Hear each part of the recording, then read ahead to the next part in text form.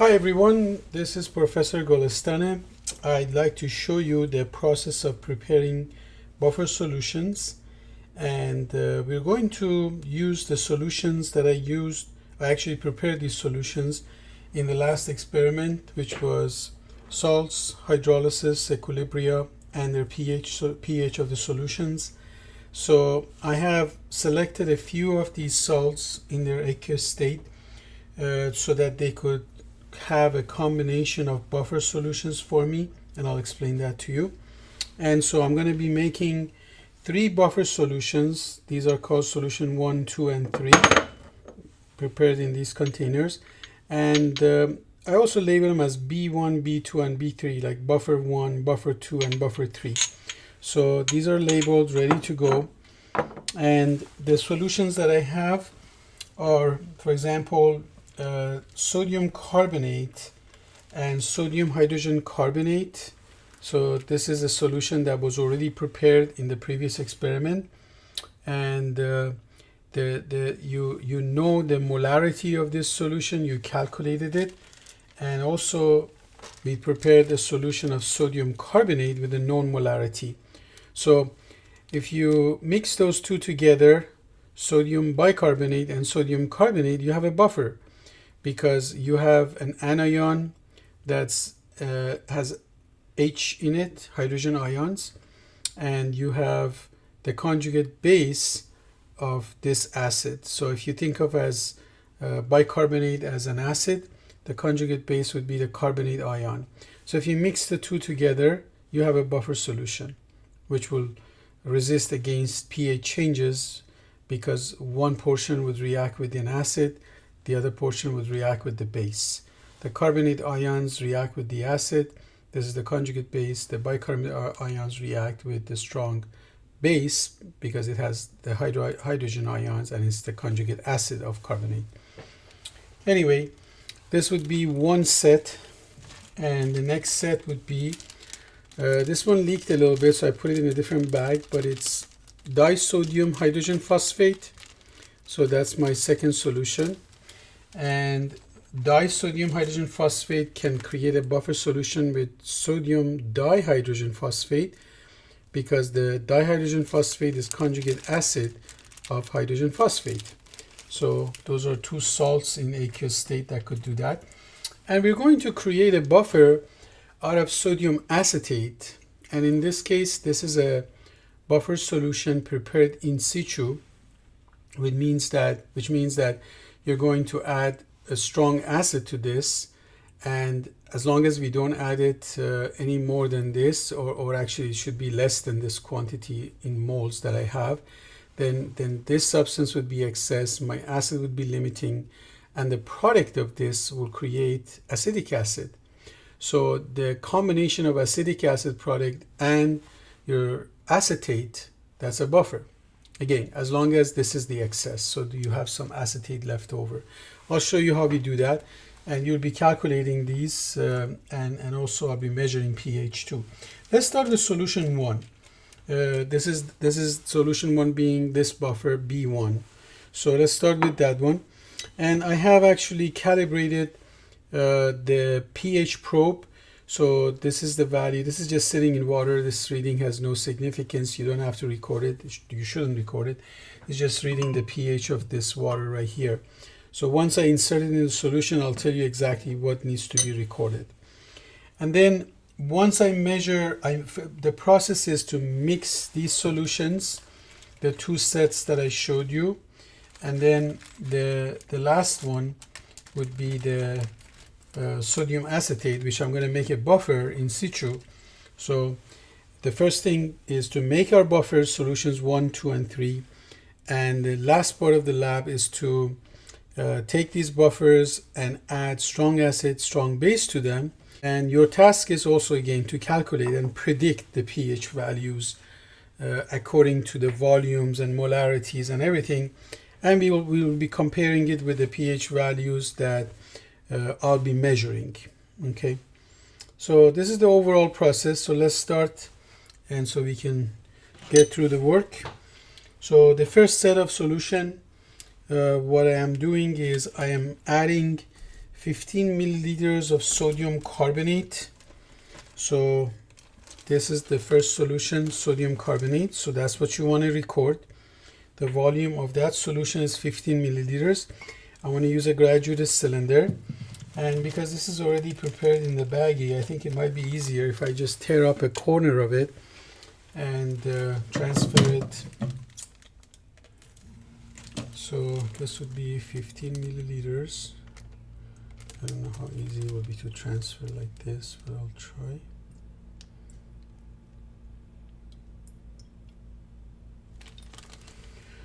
Okay, so we have a little bit more.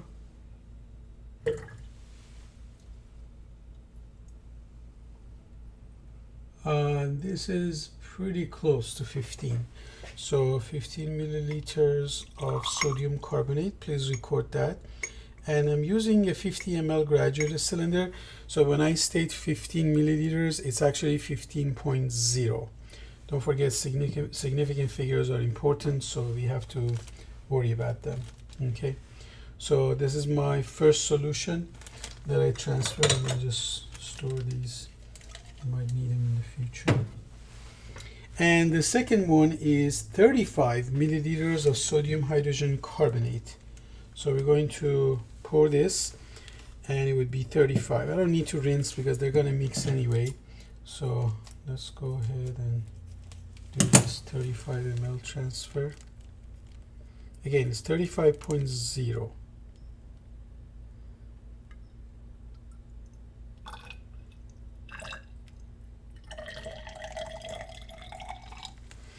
Let's see how close I got.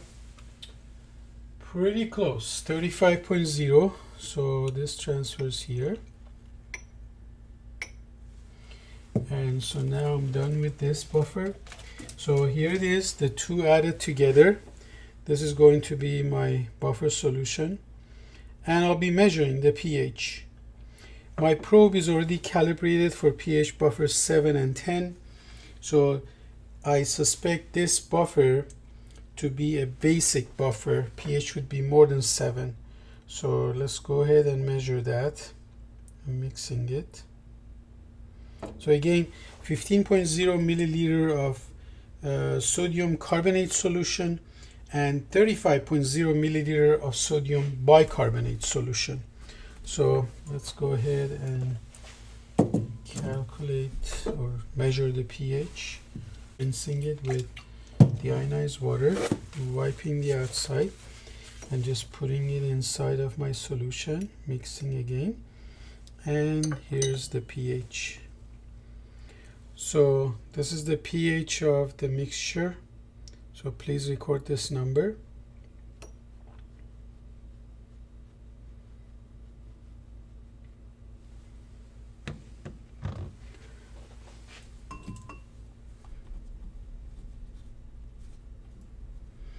Okay, so we are done with solution 1. I'll set that aside. In fact, I'll put a cover over it so we'll keep it from evaporation too. That's my solution 1. And now we're ready to do our second solution. My second solution is a combination of disodium hydrogen phosphate and sodium dihydrogen phosphate. For this one, I'm just taking equal volumes, 25 milliliters of each. So I'm rinsing my graduated cylinder, no want any contamination. So 25 milliliters of each, that should be easy to do. And this one leaked from before, so I basically put it in a second bag, but I'm going to again cut up the corner of it.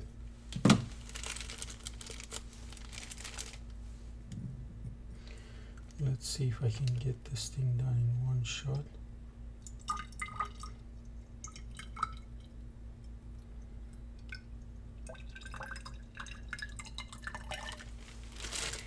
So 25 milliliters, pretty close. So 25.0, don't forget, there's everything from that graduated cylinder is going to be read to 1/10 of a milliliter, so it's 25.0.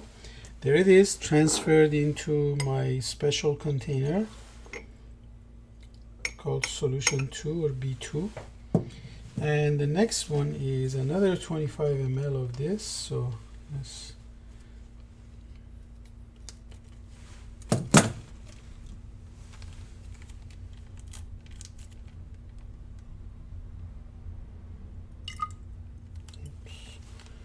I'm now making a mess.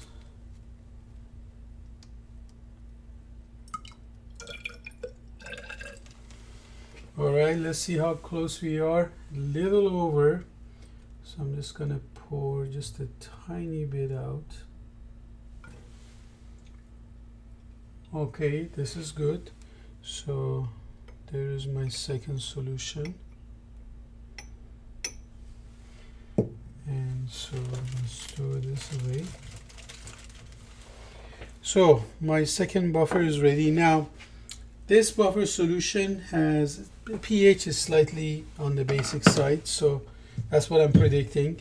So we're going to use the same probe with the same calibration standards of 7 and 10, which I actually spilled a little of my solution over it. Right here I got it wet, but these are non-toxic solutions, so they should be fine. So let's go ahead and stick our probe in and see what we read. So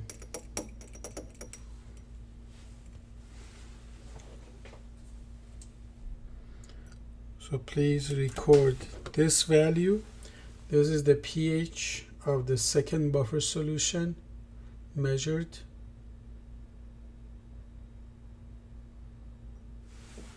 Okay, let me write that down too.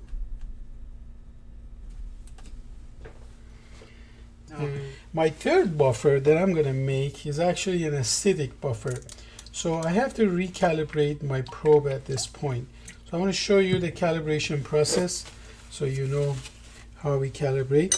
So my buffer right now, let me cap my second solution. So we stop it from evaporation. So we stretch a piece of parafilm over it.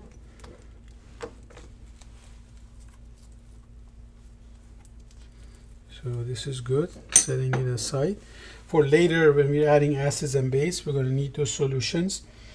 And I haven't made my buffer yet. Let's go ahead and make it, and then we will calibrate the probe and do that. So this buffer, the volumes that I'm going to add is 25 ml of the acetic acid solution. It's 25.0 milliliters of that.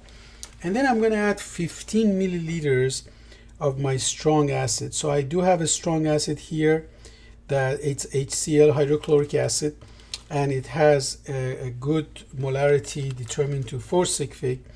And so I have that set aside, and I'm going to add 15 milliliters of that to this to make a buffer in situ out of it, which means the buffer in place.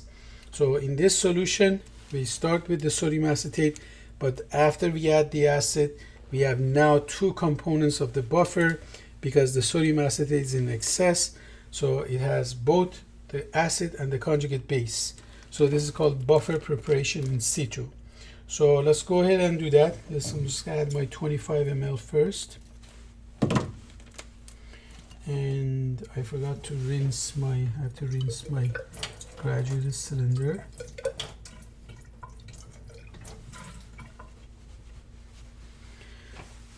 Okay, now 25 ml of this. Let's do a good job without spilling things over the table.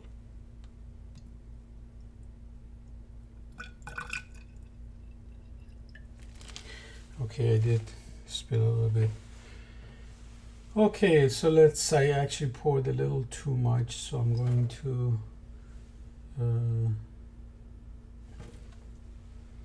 sodium acetate is very non-toxic, so these solutions I've selected them to be safe. So there it is. So 25 added to my B3 or solution 3, and so that's done. Now I'm going to need to add 15 ml, so 25.0 milliliters of sodium acetate, and then 15 milliliters of the acid. The acid is my 0.108 0.81 molarity acid. Okay, so let's go ahead and add the acid. So here we have, let me put my scissor away, I don't need my scissor anymore. So my acid, let me put this away, is this solution, 0.1081 molarity hydrochloric acid. Please record this molarity in your lab notebook.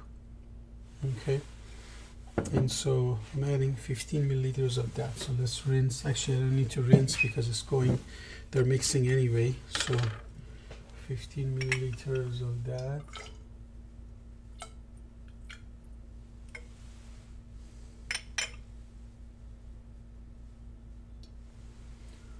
Okay, that's pretty close. So there's my strong acid added. So buffer is now prepared inside of the solution. It is called in situ preparation. And we mix it a little bit. Okay, this is good. Now we're ready to measure pH. And as I told you, this needs to be calibrated with the different standards, pH buffer 4 and 7, because this is on the acidic side, so pH is less than 7. So I'm going to, now we're just going to, we already mixed this. My probe is working fine. Let's record this. So this is the pH of my third solution of buffer called B3 or solution 3. There it is, pretty stable. You can record it now. Okay, so we are done with this part. I'm going to record mine. So our next task is to go ahead and add strong acids and strong bases to these buffers, but this will be done in a different video, in the next video. So go ahead and record the data and make sure everything is organized, and get your tables ready and watch the second part. That's it.